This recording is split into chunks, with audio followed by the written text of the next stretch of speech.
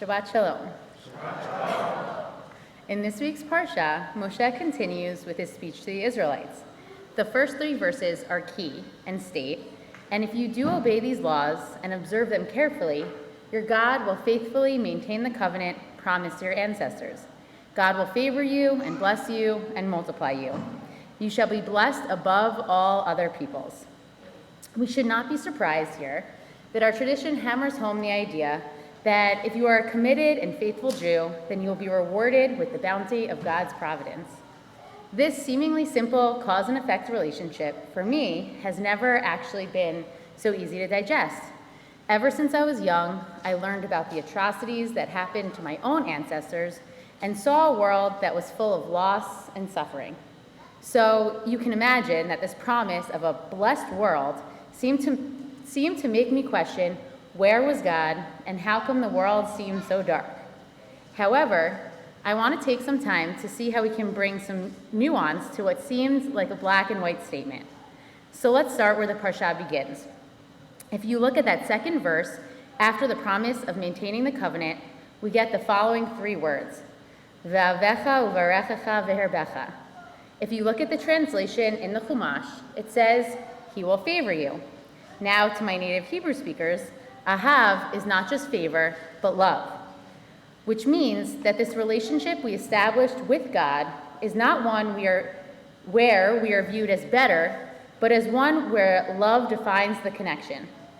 I hope to show that in and of itself is the blessing.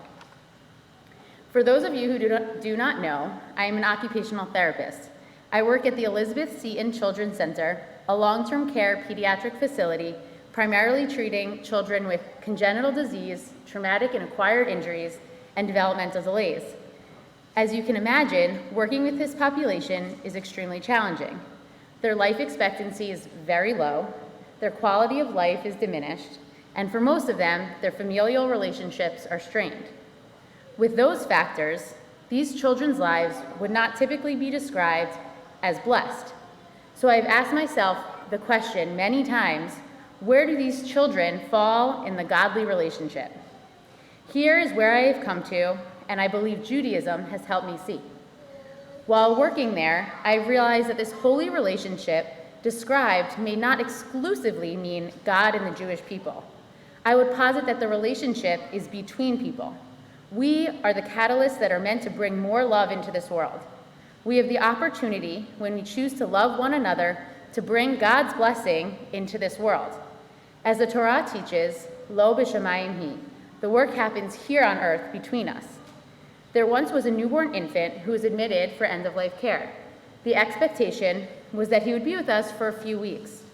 What could have happened was the facility made his stay as comfortable as possible, and that would have been sufficient. However, each day spent with him, my coworkers and I came from the place of love and blessing.